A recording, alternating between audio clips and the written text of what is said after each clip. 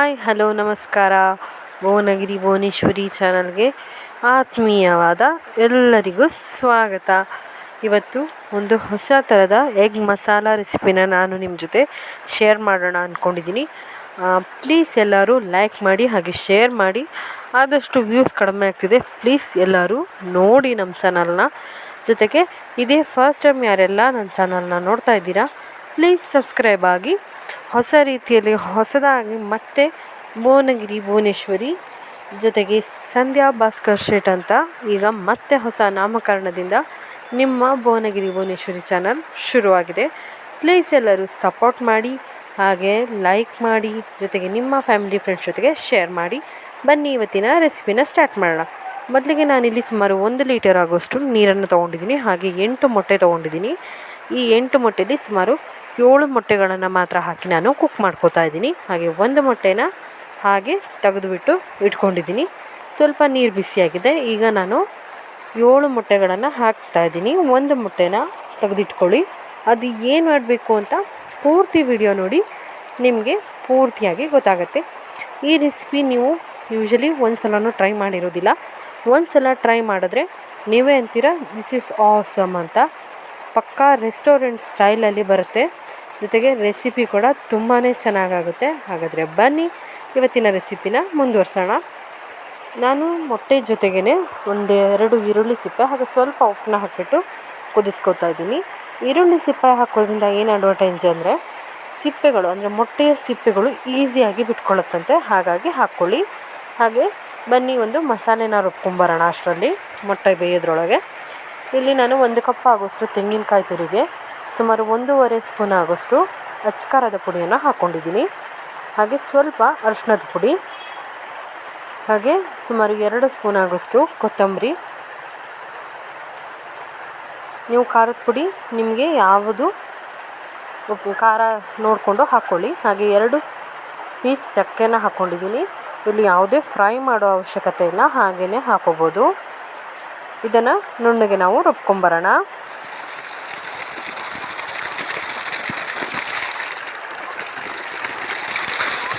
ಈಗ ರುಬ್ಬಿದಾಗಿದೆ ನೋಡಿ, ಇಷ್ಟು ನಯಸ್ಸಾಗಿ ರುಬ್ಕೋಬೇಕು.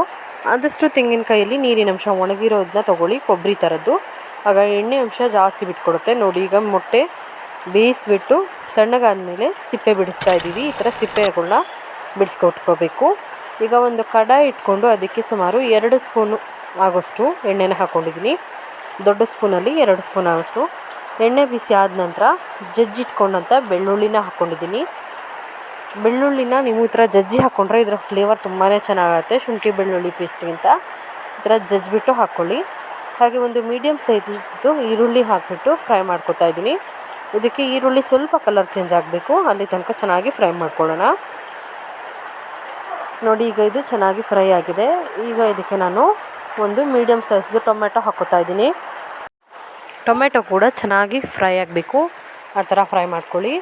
ಇಲ್ಲಿ ಚೆನ್ನಾಗಿ ಮಳೆ ಬರ್ತಾ ಇರೋದ್ರಿಂದ ಮಳೆ ಸೌಂಡ್ ತುಂಬಾ ಇದೆ ಫ್ರೆಂಡ್ಸ್, ಪ್ಲೀಸ್ ಅಡ್ಜಸ್ಟ್ ಮಾಡ್ಕೊಳ್ಳಿ. ನಿಮ್ಮೂರಲ್ಲಿ ಹೇಗಿದೆ ಮಳೆಯ ವಾತಾವರಣ ಹೇಗಿದೆ? ನಿಮಗೆಲ್ಲ ಇಷ್ಟ ಆಗ್ತಿದೆಯಾ? ನಮಗಂತೂ ತುಂಬಾ ಇಷ್ಟ ಆಗ್ತಿದೆ. ಕಮೆಂಟಲ್ಲಿ ಕೂಡ ತಿಳಿಸಿ ನಿಮ್ಮಲ್ಲಿ ಮಳೆ ಹೇಗಿದೆ ಅಂತ.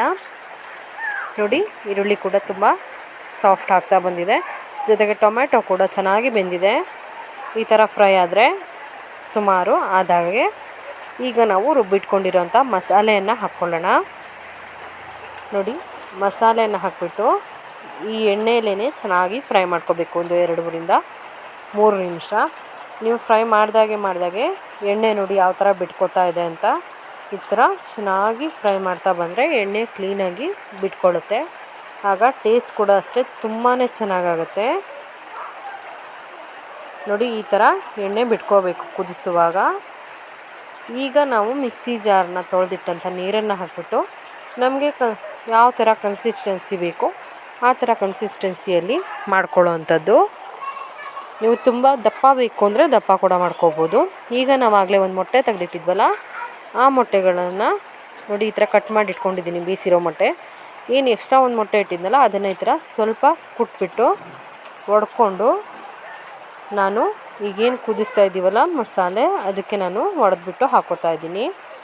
ಈ ಥರ ಒಡೆದ್ಬಿಟ್ಟು ಹಾಕ್ಕೊಂಡು ಚೆನ್ನಾಗಿ ಒಂದು ಸೌಟಿಂದ ಮಿಕ್ಸ್ ಮಾಡ್ಕೊಳ್ಳೋಣ. ಆಗ ಏನಾಗುತ್ತೆ ಅಂದರೆ ಎಗ್ಗಂದು ಏನು ಟೇಸ್ಟ್ ಇರುತ್ತಲ್ಲ ಫುಲ್ ಸ್ಪ್ರೆಡ್ ಆಗುತ್ತೆ.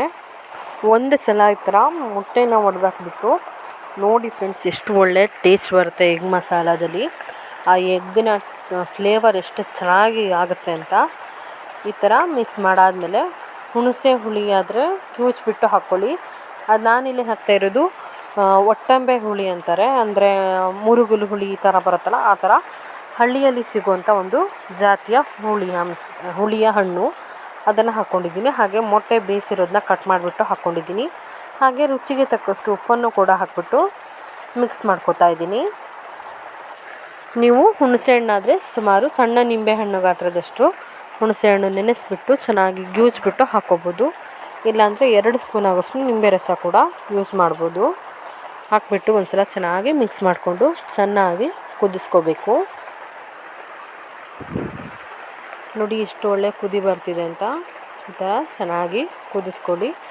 ಮೊಟ್ಟೆ ಕಟ್ ಮಾಡಿ ಹಾಕಬೇಕಂತೇನಿಲ್ಲ, ಬೇಕಿದ್ರೆ ಇಡೀ ಮೊಟ್ಟೆಯನ್ನು ಕೂಡ ನೀವು ಇದೇ ಥರ ಬಿಟ್ಕೊಂಡು ಕುಕ್ ಮಾಡ್ಕೋಬೋದು. ಮಸಾಲೆ ಸೇಮ್ ಇರುತ್ತೆ ಫ್ರೆಂಡ್ಸ್, ಎಗ್ ಮಾತ್ರ ಪೂರ್ತಿಯಾಗಿ ಇಡೀದೇ ಹಾಕ್ಕೋಬೇಕಾಗುತ್ತೆ ಅಷ್ಟೇ. ನೋಡಿ ಎಷ್ಟು ಚೆನ್ನಾಗಾಗಿದೆ ಅಂತ. ನೋಡಿ ಎಷ್ಟು ಚೆನ್ನಾಗಿ ಎಣ್ಣೆ ಕಟ್ಟಿದೆ ಮೇಲೆ ಅಂತ. ಈಗ ನಾನು ಗ್ಯಾಸ್ ಕೂಡ ಆಫ್ ಮಾಡಿ ನಿಮಗೆ ತೋರಿಸ್ತಾ ಇರೋದು.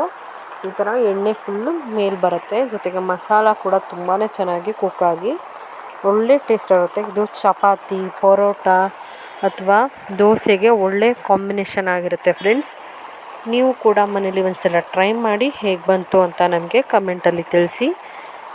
ಈ ಥರ ಈಸಿ ರೆಸಿಪಿಗಳಿಗಾಗಿ ನಮ್ಮ ಚಾನಲ್ನ ಸಬ್ಸ್ಕ್ರೈಬ್ ಮಾಡ್ಕೊಳ್ಳಿ. ಹಾಗೆ ಪಕ್ಕದಲ್ಲಿರುವಂಥ ಬೆಲ್ ಐಕನ್ನ ಕೂಡ ಒತ್ತಿ ಅದರಲ್ಲಿ ಆಲ್ ಅನ್ನೋದನ್ನ ಒತ್ತೋದ್ರಿಂದ ನಾನು ಹಾಕುವ ಹೊಸ ರೆಸಿಪಿ ವಿಡಿಯೋಗಳು ನಿಮಗೆ ನೋಟಿಫಿಕೇಷನ್ ಮೂಲಕ ಬಂದು ಸೇರುತ್ತೆ. ಪ್ಲೀಸ್ ಸಬ್ಸ್ಕ್ರೈಬ್ ಆಗಿ, ಹಾಗೆ ನಿಮ್ಮ ಫ್ಯಾಮಿಲಿ ಫ್ರೆಂಡ್ಸ್ ಜೊತೆಗೆ ಶೇರ್ ಮಾಡಿ, ಜೊತೆಗೆ ಲೈಕ್ ಮಾಡೋದನ್ನ ಮರಿಬೇಡಿ ಫ್ರೆಂಡ್ಸ್.